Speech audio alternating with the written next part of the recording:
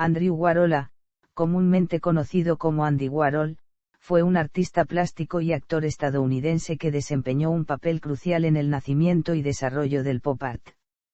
Tras una exitosa carrera como ilustrador profesional, Warhol adquirió fama mundial por su trabajo en pintura, cine de vanguardia y literatura, notoriedad que vino respaldada por una hábil relación con los medios y por su rol como gurú de la modernidad. Warhol actuó como enlace entre artistas e intelectuales, pero también entre aristócratas, homosexuales, celebridades de Hollywood, modelos, bohemios y pintorescos personajes urbanos. Warhol utilizó medios diferentes para crear sus obras, como el dibujo a mano, la pintura, el grabado, la fotografía, la serigrafía, la escultura, el cine y la música. El Museo Andy Warhol en su ciudad natal, Pittsburgh, Pensilvania, contiene una amplia colección permanente de arte.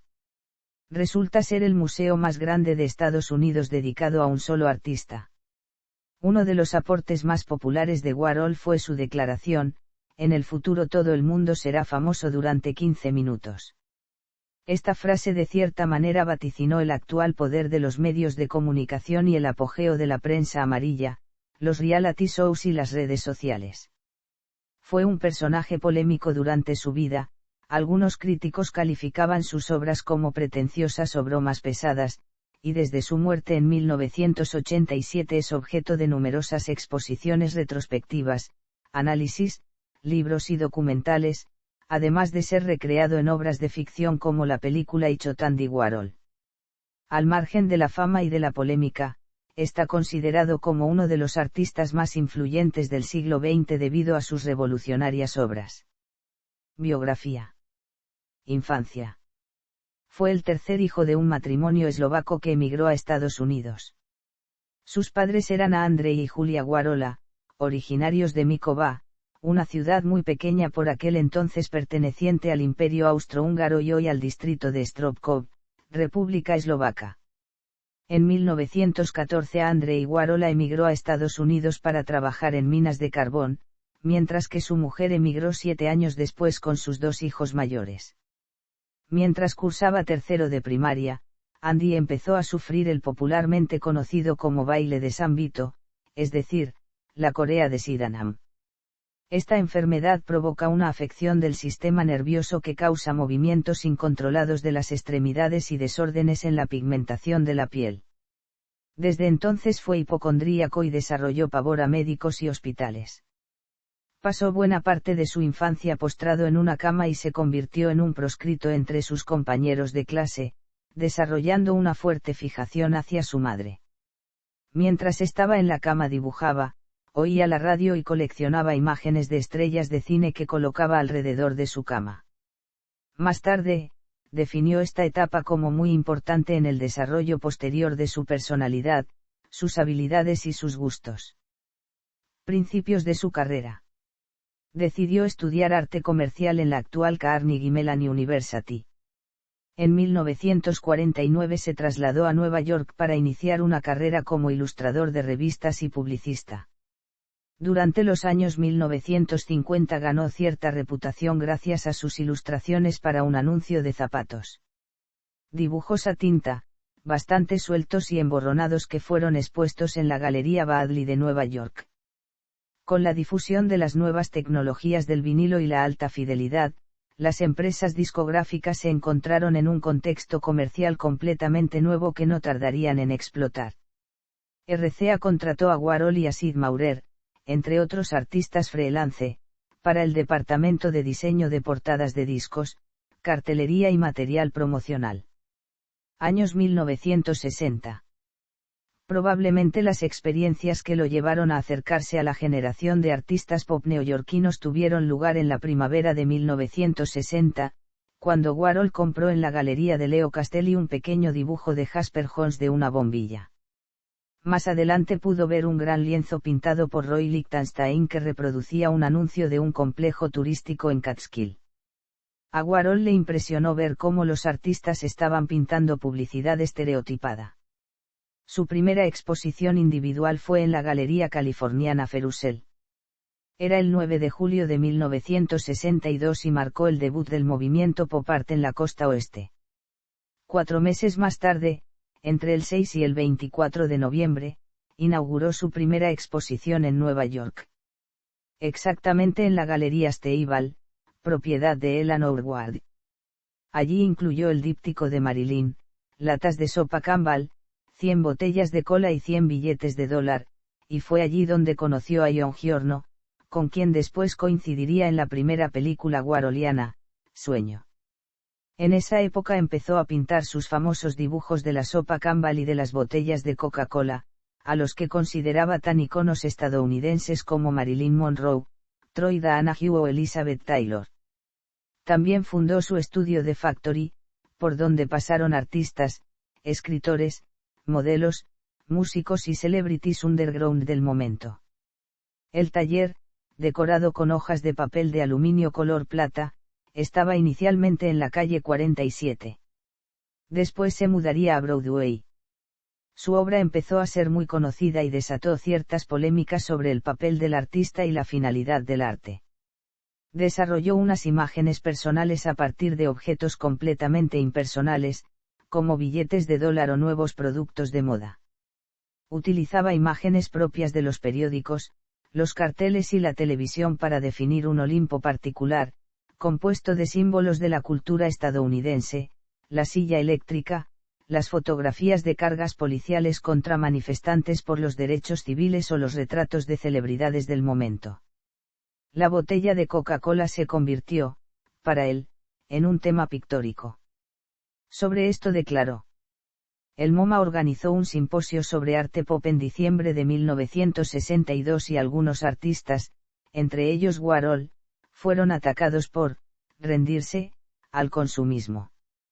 Para las élites que dictaban la crítica de arte, el entusiasmo que Warhol sentía por la cultura del consumismo resultaba embarazoso e inadmisible.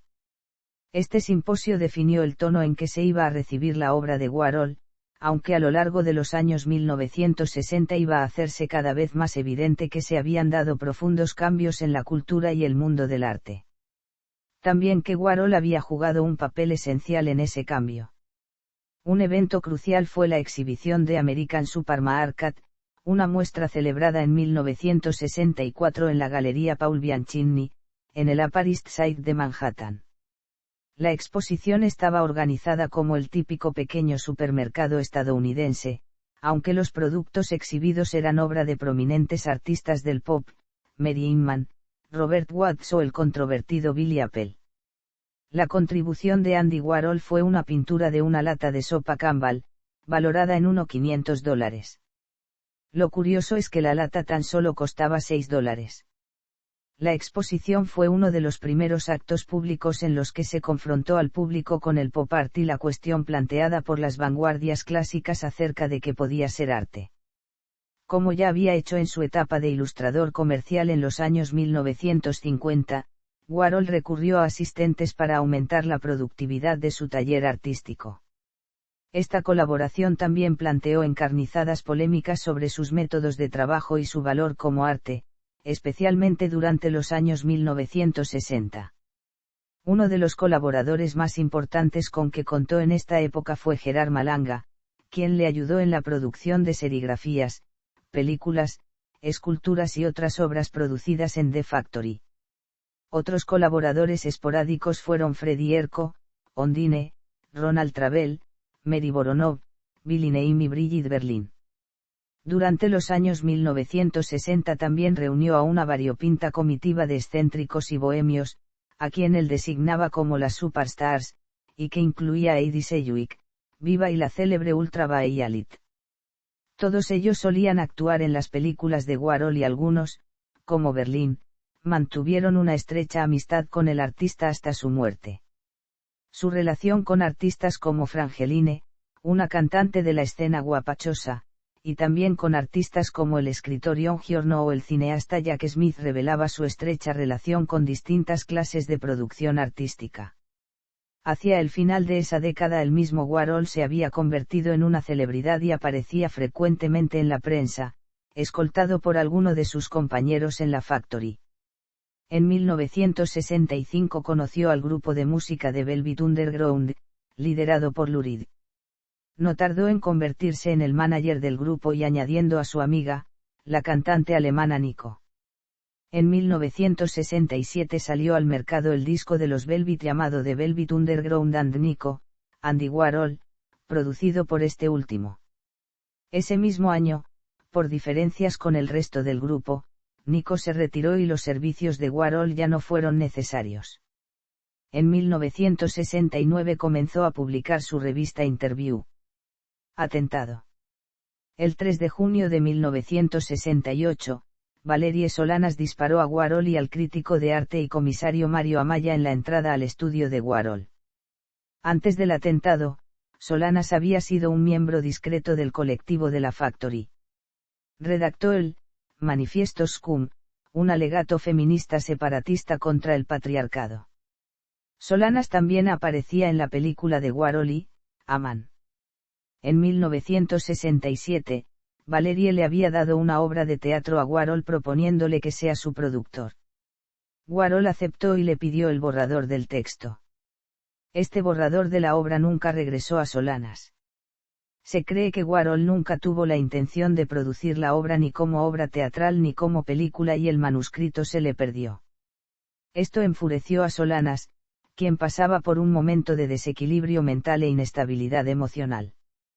Amaya sufrió solo heridas menores, y fue dado de alta ese mismo día. Warhol, sin embargo, recibió 3 disparos pero los otros 2 disparos lo dejaron muy grave. Las secuelas de este ataque le acompañarían el resto de su vida, y no es de extrañar que por tanto el recuerdo del atentado dejase una marca profunda en el resto de la vida y la obra de Warhol. Esa misma tarde, Valerie se entregó a la policía.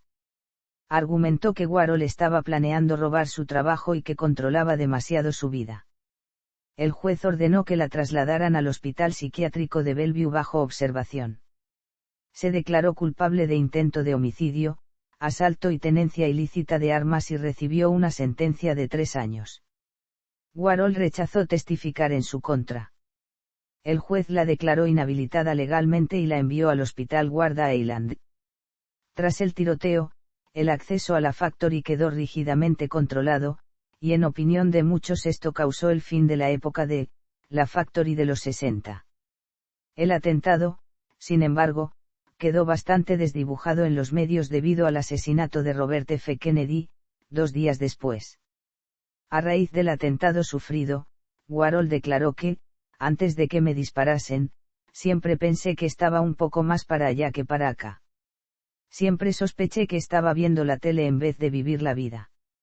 Años 1970. Comparados con la escandalosa década de los 1960, los 1970 fueron años más tranquilos para Warhol, que se convirtió en un emprendedor.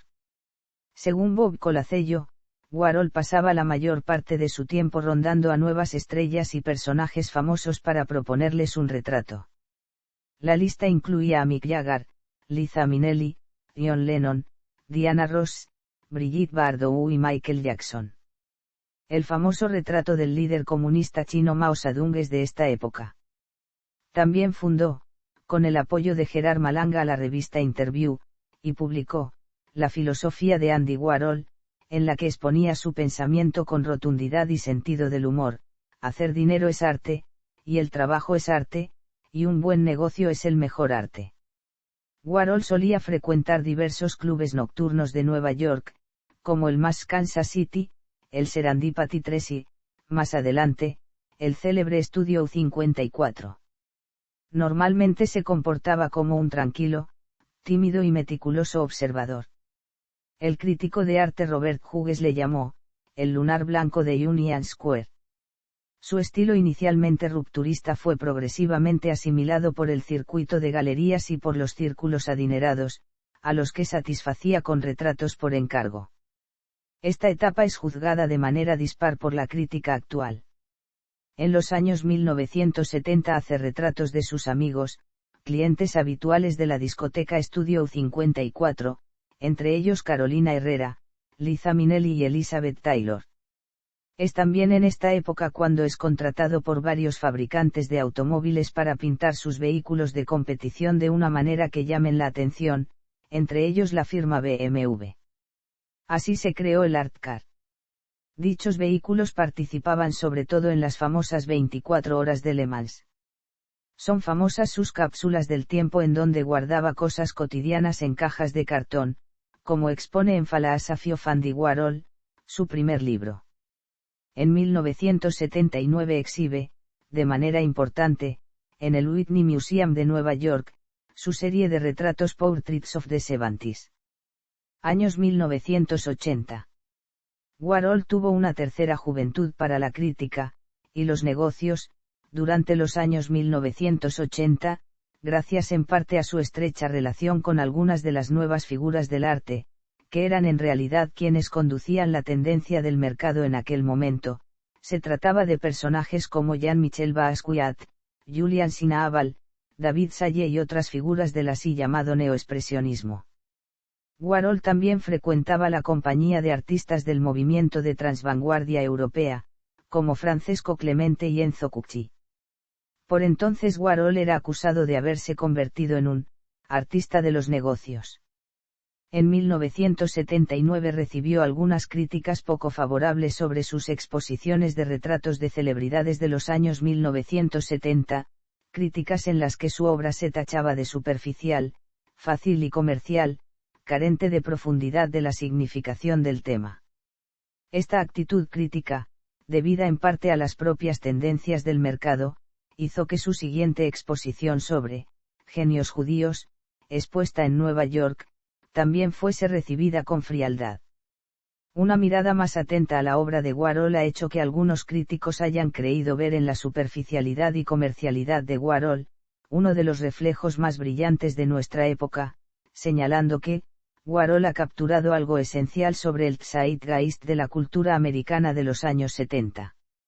Warhol siempre apreció el glamour de Hollywood. En una ocasión declaró: en 1981 empieza a pintar detalles de cuadros de artistas renacentistas como Da Vinci, Botticelli y Uccello. En 1983 hace el retrato del cantante español Miguel Bosé para la portada del disco Made in Spain, también utilizada para el disco Milano-Madrid de este mismo artista. Existen rumores sobre el pago de una fortuna por la colaboración de Warhol para este disco, hasta entonces apenas conocía al cantante. Luego le mencionaría en algún libro como, hijo de un torero español. Warhol también apareció en su videoclip Ángeles Caídos. Ese año visita Madrid, donde es recibido con entusiasmo por Almodóvar, Fabio M. Cenamara y otras personalidades de la cultura y la vida social madrileña. A pesar de todo, la exposición que presentó en la ciudad se saldó con poquísimas ventas. En esa época, Warhol produce abundantes retratos de celebridades y magnates, no solo amistades o gente de su círculo, sino también diseñadores, empresarios y demás gente adinerada, que por grandes sumas posan para Warhol. Entre ellos, el modisto Valentino. Según él mismo contó, en una ocasión viajó a Europa para tomar polaroids de empresarios alemanes, y basándose en tales fotografías elaboraba los retratos. En 1985, el 12 de enero, Warhol participó junto a Joseph Beuys y el artista japonés Kei Higashi Yama en el proyecto Global Art Fusion.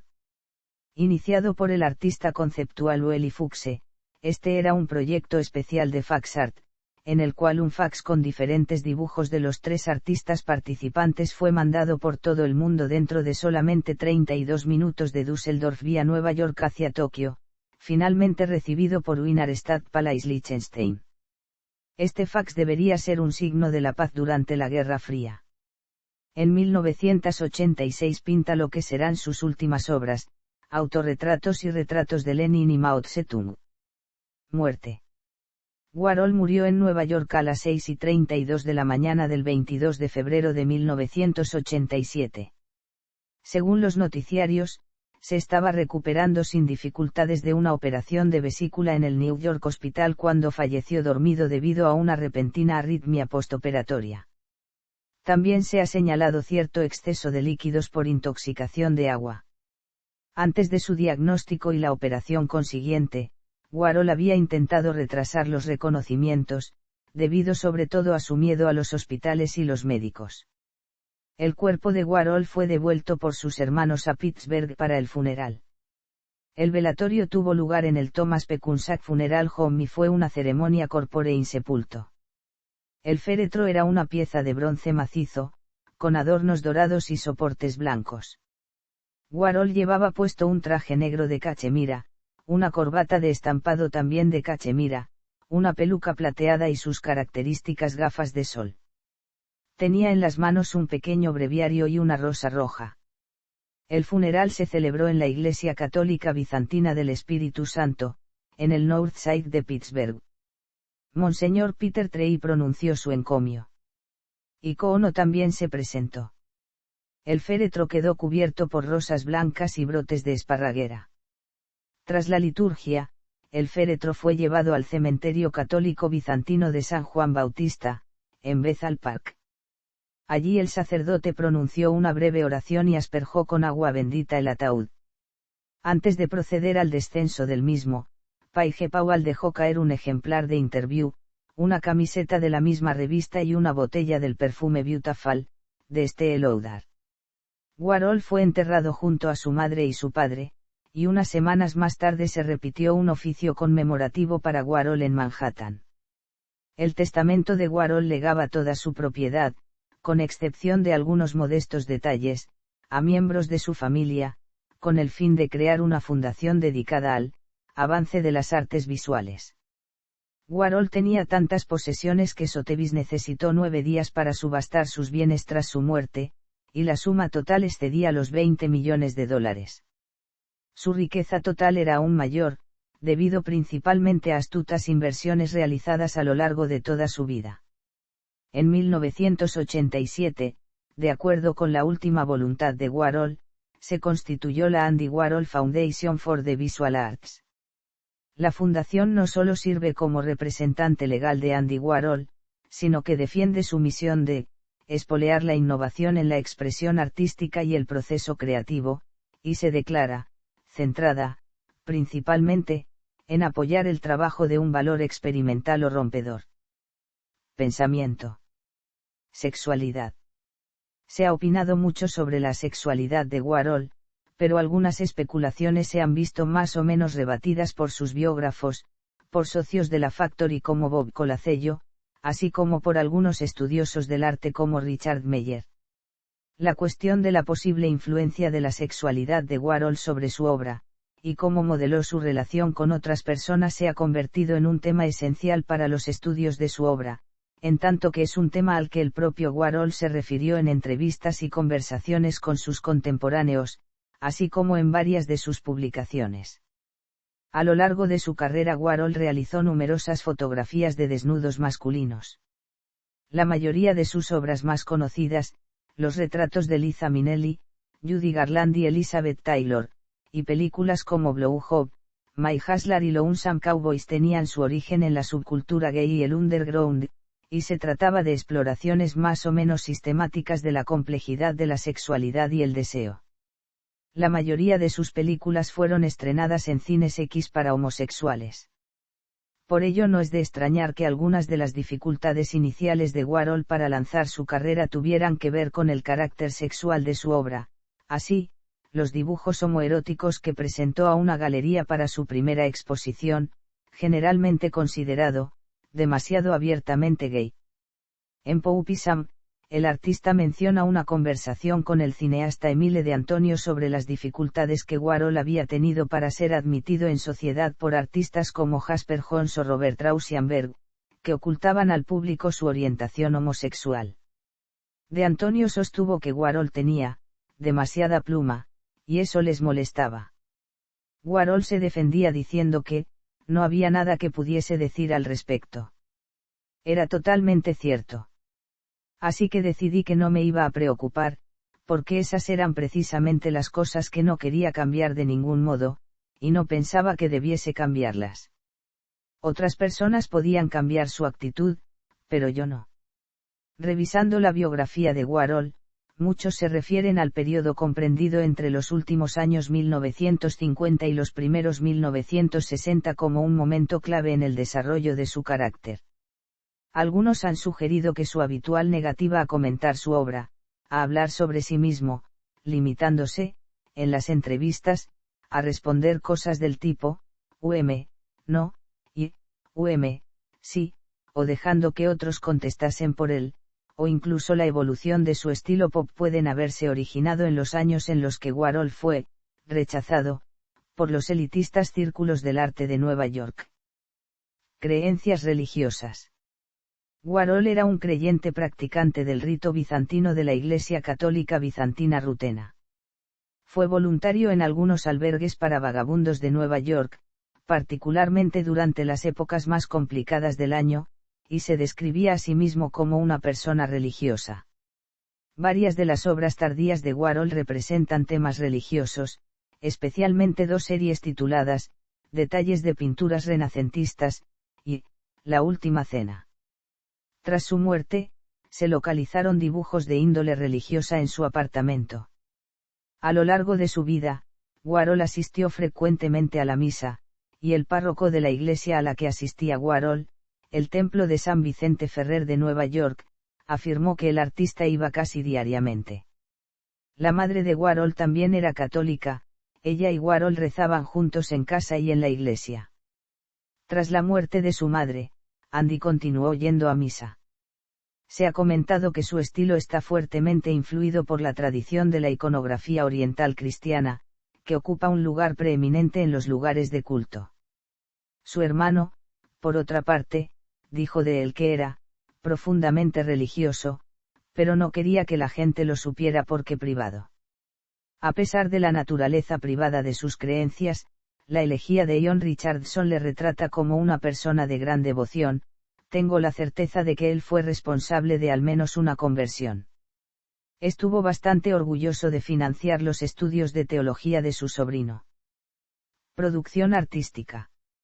Warhol siempre se apoyó en sus asistentes para sus pinturas, y lo mismo puede decirse de sus producciones cinematográficas. Fundó la revista de Sociedad Interview, que se convirtió en una buena lanzadera para artistas a las que patrocinaba y en un buen negocio para sus amigos colaboradores. Del mismo modo, su obra literaria es resultado de su colaboración con Pawtucket. Apadrinó al explosivo Jean-Michel Basquiat cuando este apenas era conocido, y convirtió a The Velvet Underground en una banda conocida internacionalmente. Fue en realidad un inquieto y activo, productor de personajes artísticos, como sus conocidas, superestrellas, de dispar suerte, y un infalible detector de talento. Del mismo modo, Warhol alentaba el consumo de ciertos productos, aparecía en publicidad y era un invitado frecuente a programas televisivos que iban desde Love Boat al Saturday Night Live, o la película de Richard Pryor Dynamite Chicken. En este sentido, Warhol era un firme defensor del negocio del arte, y el arte del negocio. De hecho, escribió largamente sobre este tema, tal como se puede comprobar en La filosofía de Andy Warhol, de la A a la B y de la B a la A. Obra. Pintura. Se puede decir que hasta principios de la por entonces trató de exponer alguno de los dibujos realizados con estas técnicas en galerías de arte, pero sus intentos no tuvieron éxito. De esta época parte su cuestionamiento sobre el estatus de arte y su relación con el mercado. A partir de entonces, criticaría su separación y trató de interpretar la cultura comercial y popular como un tema artístico. El pop art ya era una corriente en estado germinal que algunos artistas exploraban de modo aislado. Algunos de estos pioneros, como Roy Lichtenstein o el propio Warhol, se volverían con el tiempo en sinónimos del pop. Warhol comenzó a involucrarse en este movimiento artístico realizando imágenes tomadas de dibujos animados y anuncios televisivos que pintaba con cuidadosas salpicaduras de pintura. Estas salpicaduras emulaban el aspecto del expresionismo abstracto estadounidense, entonces muy en boga. Eventualmente Warhol iría retirando referencias de sus imágenes hasta reducirlas a la representación icónica de una marca comercial, una celebridad, o el signo del dólar. Suprimió también cualquier huella de la mano del artista en sus pinturas. Se trataba en cierto sentido de devolver al arte el valor de cosa mentale, tal y como Leonardo la había definido ya en el Renacimiento. Warhol extrapoló su profundo conocimiento del mundo comercial en su faceta artística. Así, intuía que definir un nicho comercial era al fin y al cabo definir un tema artístico. Los dibujos animados y los cómics ya habían sido utilizados por Lichtenstein, la tipografía era parte del lenguaje de Jasper Johns, y Warhol también quería definir su propia estética distintiva. Sus amigos le aconsejaron pintar las cosas que más amase, en su peculiar manera de tomar las cosas literalmente. Para su primera exposición de importancia pintó las famosas latas de sopa Campbell, que según decía había sido el almuerzo más frecuente a lo largo de su vida. La obra fue vendida por $10,000 en una subasta celebrada el 17 de noviembre de 1971 en la sede de Sotheby's en Nueva York, un precio irrisorio si lo comparamos con los $6 millones obtenidos más recientemente por la misma obra. Pero Warhol también amaba a las celebridades, y por ello decidió pintarlas. Estos primeros pasos en el mundo artístico fueron definiendo poco a poco su impronta personal, que consistía precisamente en evitar la huella personal del artista en beneficio de unos temas que, aunque eran considerados antiartísticos, constituían la esencia de la cultura de la sociedad del bienestar estadounidense. Warhol utilizó frecuentemente la serigrafía, y cuando se veía obligado lo hacía calcando de una diapositiva. Según se afianzaba su carrera como pintor, Warhol contrató a varios asistentes que le ayudaban a procesar sus imágenes, siguiendo sus indicaciones para realizar variaciones y versiones sobre el mismo tema. En 1979, Warhol recibió de BMW el encargo de pintar un coche de carreras de competición BMW M1 para la cuarta exposición del proyecto, BMW Art Car. A diferencia de los tres artistas que le habían precedido, Warhol declinó utilizar inicialmente un modelo a escala, y se puso a pintar directamente sobre el vehículo. Se dice que Warhol tardó un total de 23 minutos en pintar el coche entero. La obra de Warhol adquirió un tono más serio tras el atentado sufrido en 1968. Una tendencia cómica coexistía con una más solemne, y por ello en su obra se pueden encontrar viñetas de cómic o sillas eléctricas, indistintamente. Por otra parte, Warhol utilizó las mismas técnicas, serigrafía, offset, pintura en tonos planos con colores brillantes, para representar a sus queridas celebridades, objetos cotidianos, accidentes de coche, imágenes de suicidios o desastres, como prueba la serie, Death and Disaster, realizada entre 1962 y 1963.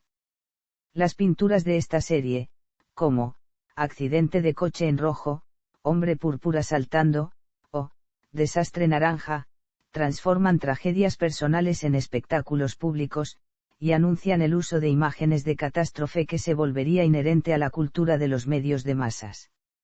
El elemento unificador de la obra de Warhol es su estilo deliberadamente inexpresivo y la construcción de un personaje aparentemente imperturbable, como un Buster Keaton del arte. Estos rasgos eran subrayados por la propia personalidad de Warhol, que prefería hacerse pasar por tonto ante los medios y rechazaba dar explicaciones sobre su trabajo. Warhol declaró en cierta ocasión que, todo lo que necesitas saber sobre el cuadro está ahí, en la superficie. Algunos de sus dibujos a tinta, que podían recordar imágenes del test de Rorschach, pretendían ser comentarios desde el punto de vista del pop sobre lo que el arte podría ser. Otras pinturas, como el papel de pared de vaca, o sus pinturas de oxidación, también pueden entenderse en este sentido. Es igualmente remarcable la manera en que esta obra, y los medios con que se producía, encajaban en el ambiente de la Factory de Nueva York. El biógrafo Bob Colacello aporta un testimonio sobre las pinturas de orines de Andy. El ciclo inacabado de La Última Cena, que habría aportado un carácter religioso completamente nuevo a su obra, es posiblemente la mayor de sus series, y en palabras de algunos críticos también, la mejor. Es igualmente la mayor serie de tema religioso realizada por un artista estadounidense. Películas.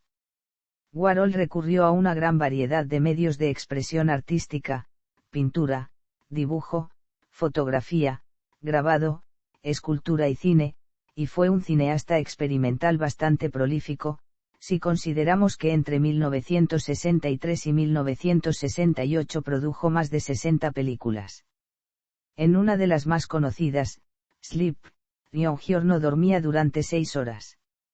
El mediometraje Blow Up muestra un plano de Deber en Buckwalter. En Empire, una película de 8 horas de duración, la cámara muestra una vista del Empire State Building al amanecer.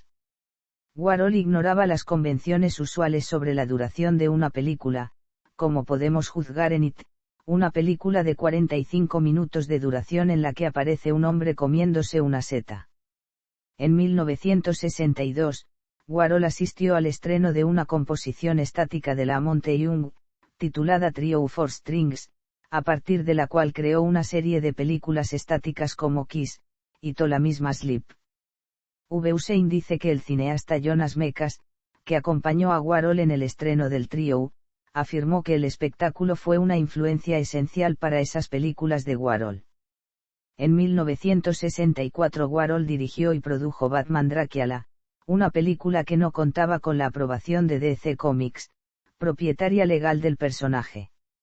Esta película fue proyectada únicamente en exposiciones. Warhol se confesó un gran admirador de la serie y afirmó que pretendía realizar un homenaje personal al superhéroe. Actualmente se la considera la primera representación de Batman en la estética camp. La película se había considerado perdida hasta 2006, con la proyección del documental Jack Smith and the Destruction of Atlantis en el que aparecían fragmentos de la pieza original.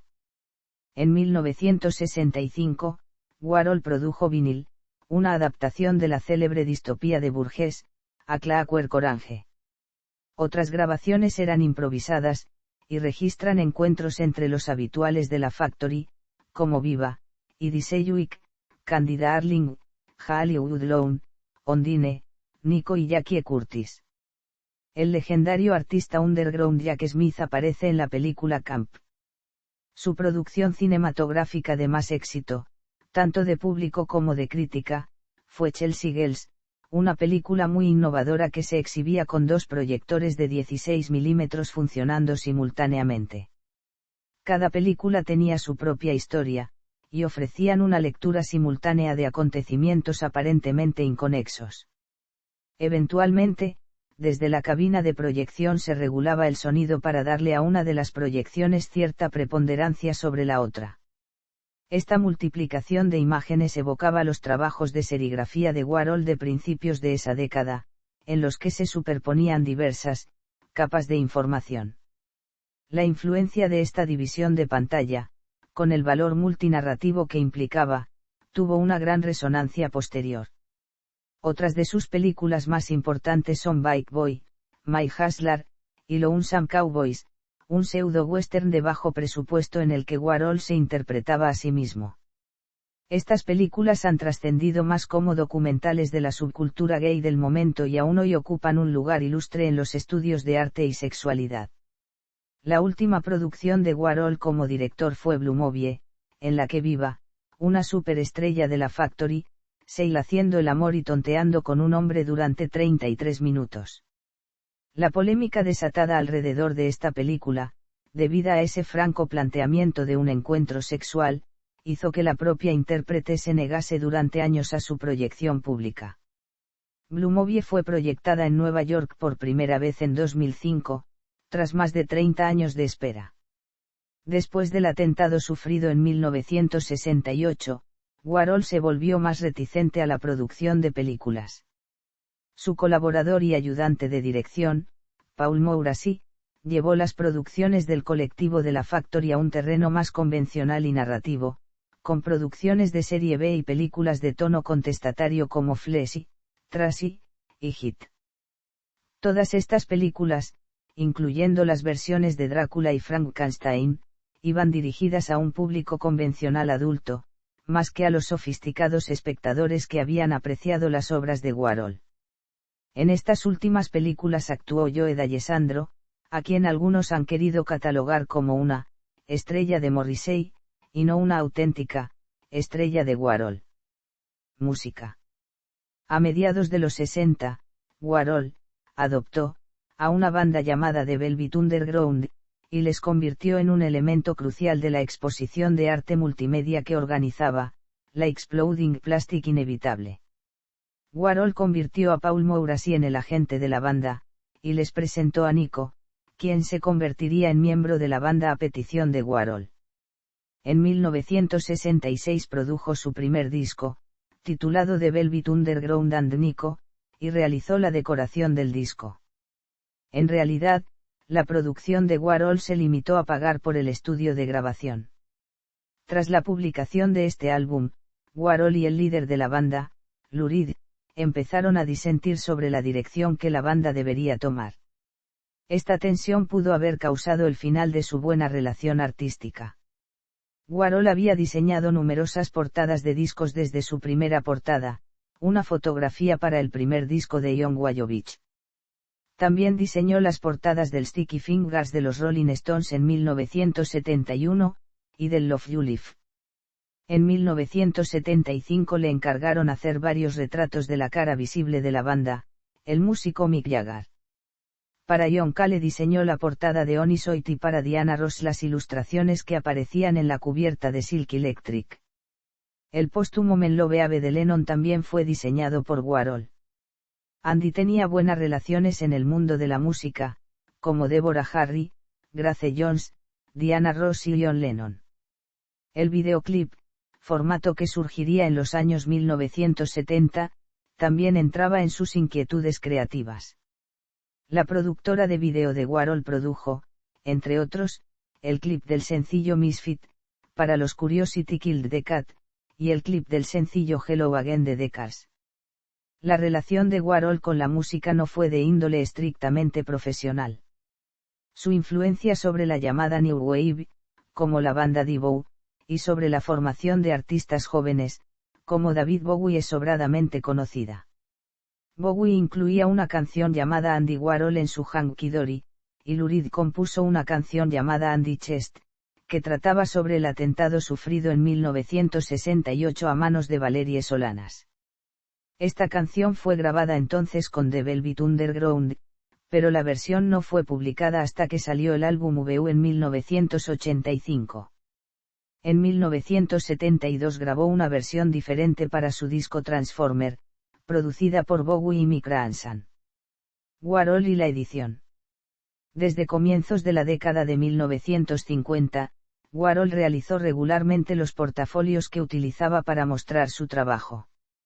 El primero de estos libros publicados por el mismo autor fue 25 Cats Named Sam and One Blue Pussy, impreso en 1954 por Seymour Berlin en papel a Archis con marca de agua, y estaba ilustrado con litografías realizadas en el mismo estilo emborronado con el que se identificaba su trabajo de ilustrador. La edición original estaba limitada a 190 ejemplares, coloreadas a mano con tinta acuarelable Dr. Martins. Warhol regaló la mayoría de estos libros a clientes y amigos. La copia número 4, con la palabra Jerry manuscrita en la cubierta, fue un regalo de Warhol para Geraldine Stutz, y se utilizó en 1987 como modelo de una edición facsímil. El original fue subastado en mayo de 2006 por Doyle New York, y alcanzó un valor de $35.000. Otros de los libros autoeditados por Warhol fueron A Gold Book, Wild Raspberries y Holy Cakes. Tras convertirse él mismo en una celebridad, Warhol escribió varios libros que fueron publicados con fines comerciales. A Novel es una transcripción literal, aderezada con faltas de ortografía y murmullos ininteligibles interpretados fonéticamente, de varias grabaciones de sonido realizadas por Ondine y varios de los asiduos visitantes de la Factory, y contiene sus charlas, sus saludos y sus despedidas. The Philosophy of Andy Warhol, traducido al español como, La filosofía de Andy Warhol, de la A a la B y de la B a la A, es un extracto de las conversaciones telefónicas diarias entre el artista y Pat Hackett. La investigadora explica en la introducción de The Andy Warhol Diaries que las cintas que Warhol le daba para que grabase sus charlas contenían fragmentos de conversaciones previamente grabadas entre el artista, Brigitte Berlin, y el antiguo editor de la revista Magazine, Bob Colacello. Poupism, The Warhol Sixties, es una revisión retrospectiva de los años 60 y el auge del pop art, y sus coautores son Andy Warhol y Pat Hackett. The Andy Warhol Diaries, editado por Pat Hackett, es una especie de diario, dictado por Warhol a Hackett a lo largo de conversaciones telefónicas diarias. Warhol le había dado inicio para revisar el progreso de sus gastos tras revisiones fiscales, pero pronto evolucionó hasta incluir observaciones personales y comentarios artísticos. Warhol fue además el creador de Interview, una revista de moda que aún se publica. El título garabateado en la portada puede ser obra de la propia mano de Warhol o de su madre, Julia Warhola, quien solía hacer ese tipo de colaboraciones escritas para sus primeras piezas comerciales. Fue enterrado con un ejemplar de su publicación. Otros medios. Como se ha señalado, aunque Warhol es más conocido como pintor y realizador, fue un autor prolífico que se expresaba en medios muy diversos. El dibujo era una parte esencial de la pintura de Warhol. Formado como ilustrador, Warhol acuñó un característico estilo, emborronado, con el que realizó sus celebrados anuncios de zapatos. Algunos de sus dibujos fueron publicados por el propio autor en forma de folletos. Su libro de dibujos más aclamados es quizás A Gold Book, que reúne numerosas y delicadas ilustraciones de jóvenes. El título de esta obra se debe a una hoja dorada que decora sus páginas. La escultura más conocida de Warhol es quizás la caja de brillo, una réplica serigrafiada sobre madera de las cajas de un detergente bastante conocido. Las cajas de brillo formaban parte de una serie de esculturas que representan objetos típicos de tienda de barrio, como el ketchup Heinz o las latas de sopa Campbell. Otras obras que Warhol realizó en este medio fueron las Silver Clouds, unos globos plateados de Millar con forma almohadillada. Una de estas nubes plateadas fue parte de la exposición itinerante Art organizada por Willoughby Arp entre 1968 y 1969. Clouds fue también el título de una parte del Rainforest, un espectáculo de danza contemporánea coreografiado por Merce Cunningham en 1968. Música y edición de sonido. A partir de determinado momento, Warhol decidió no separarse de una grabadora portátil que llevaba a donde quiera que fuese, y con la que registraba cualquier cosa que dijese alguien cerca de él. Llamaba al aparato como «mi esposa», y utilizó parte del material grabado como soporte literario de algunos de sus libros. Otra importante obra sonora de Warhol fue su Invisible Sculpture, una instalación en la que las alarmas antirrobo dejaban de sonar al entrar. Por otra parte, la colaboración de Warhol con The Velvet Underground fue una vertiente muy destacada de su expreso deseo de convertirse en productor de música. La Time Capsule, creada en 1973, es una pieza con la que Warhol quería rescatar objetos de su entorno cotidiano, cartas, periódicos, souvenirs, objetos de infancia, incluso billetes de avión y restos de comida, que reunía y sellaba dentro de cajas de cartón que él llamaba cápsulas del tiempo.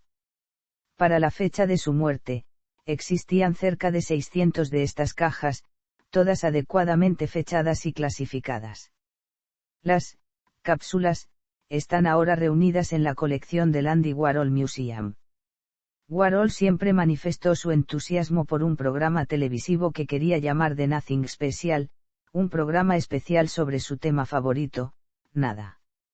Al final de su carrera creó dos programas televisivos, la Andy Warhol's TV y Andy Warhol's 15 Minutes, basado en su célebre frase sobre los 15 minutos de fama, que todo el mundo deberíamos tener. Además de las apariciones en sus propios programas, Warhol frecuentaba otras emisiones, como The Love Boat, en el que una mujer casada de nombre Marion Ross temía que Warhol revelase a su entonces marido, Tom Baasley, quien actuaba con Ross en el sitcom Happy Days, su dudoso pasado como Marina del Rey, una de las muchas superestrellas de Warhol. Warhol también realizó un anuncio de televisión para la cadena de restaurantes Straits, de Nueva York. El anuncio promocionaba un postre helado apropiadamente llamado Underground Sundae. Una frase supuestamente atribuida a Warhol dice que, preferiría comprarme un vestido y colgarlo de la pared antes que poner un cuadro, tú no. Indudablemente, la moda era uno de los mayores intereses de Warhol, quien fundó Interview como un apasionado experto en la materia. Una de sus más conocidas superestrellas, Edie Sedgwick, manifestó siempre su intención de convertirse en diseñadora de moda, y su buen amigo Halston lo fue, y de enorme éxito. La aportación personal de Warhol a la moda pasaba por impresiones serigrafiadas sobre la tela, una breve incursión como modelo de pasarela, libros sobre moda y por supuesto los célebres zapatos que tanto le gustaba pintar. Performance, Warhol escenificó con sus conocidos diversos montajes teatrales, multimedia y happenings en fiestas y lugares públicos, en los que combinaba música, proyecciones de diapositivas y en alguna ocasión incluso espectáculos de BDSM con su amigo Gerard Malanga ataviado de vinilo y blandiendo un látigo. El Exploding Plastic Inevitable de 1966 fue la culminación de su trabajo en esta área. Teatro, Pourque, de Andy Warhol, se estrenó el 5 de mayo de 1971 en el Teatro La Mama de Nueva York, y permaneció 2 semanas en el escenario.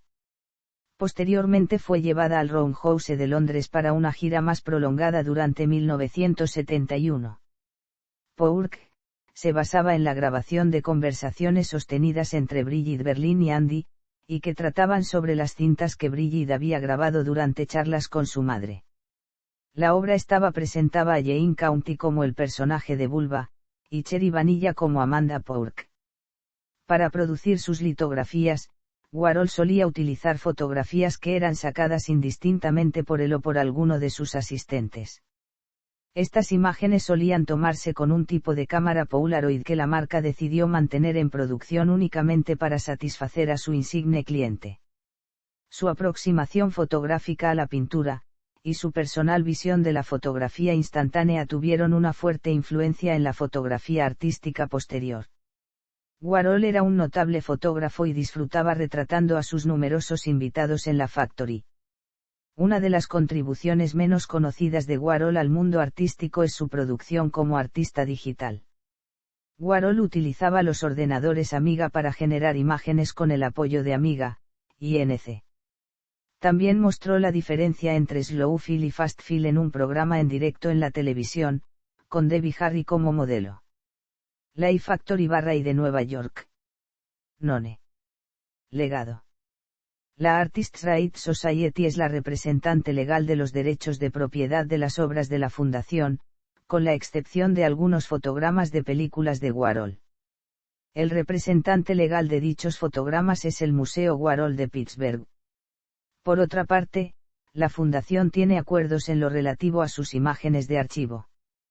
Todas las imágenes digitalizadas de obra de Warhol son propiedad de Courbis, mientras que las imágenes en diapositiva son gestionadas por ArtResource.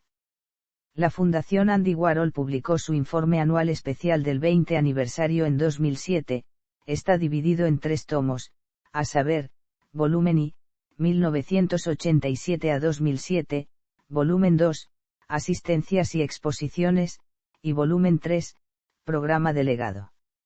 La Fundación sigue siendo el mayor donante de becas para las artes visuales en los Estados Unidos.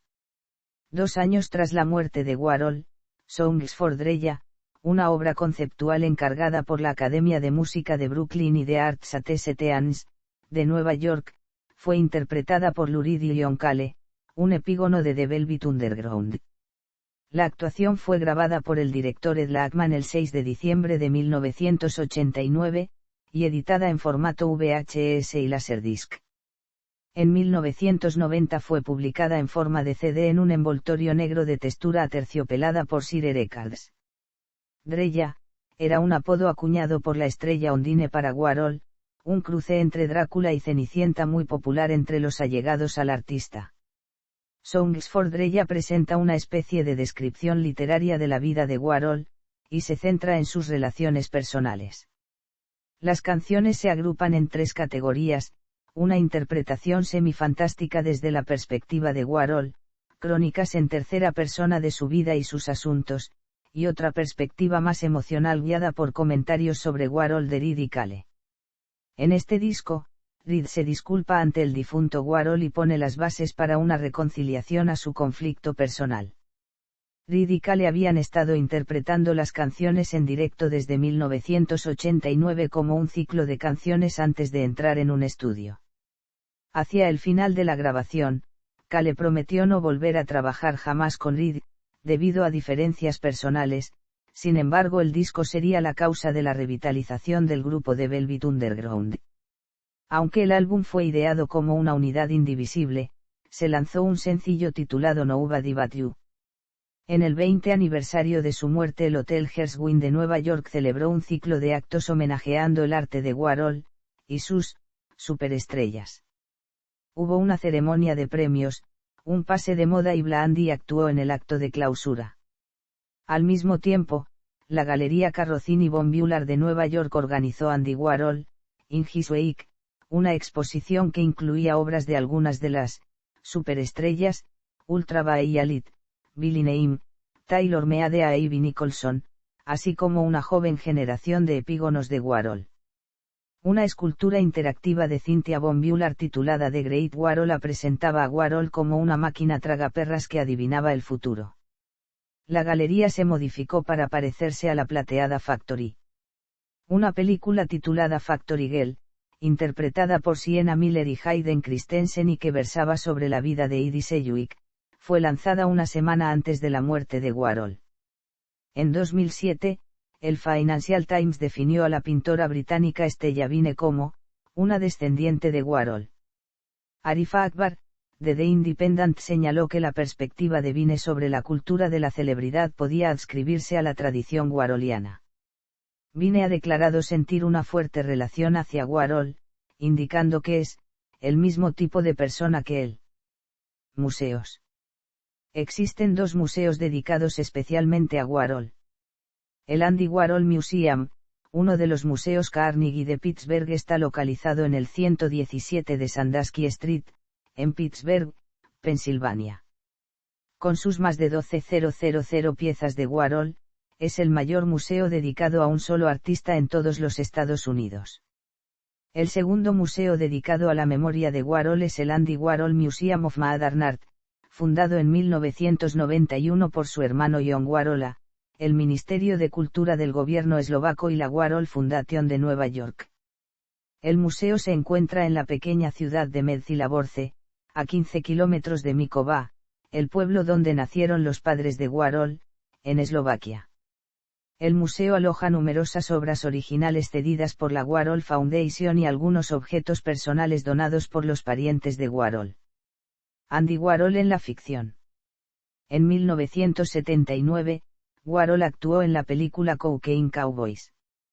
Después de su muerte, Warhol fue interpretado por Crispin Glover en la película de Oliver Stone The Doors, por David Bowie en Basquiat, de Julian Sinaabal, y por Gerard Harris en la película I Shot Andy Warhol, de Mary Harron.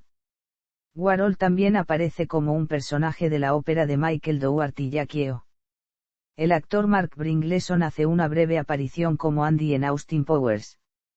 Por otra parte, muchas películas del cineasta de vanguardia Jonas Mekas muestran imágenes de la vida de Warhol. Sean Gregory Sullivan también retrató la vida de Warhol en 54. La última producción relacionada con Warhol es el largometraje Factory Girl, cuyo papel es interpretado por el actor australiano Guy Pearce.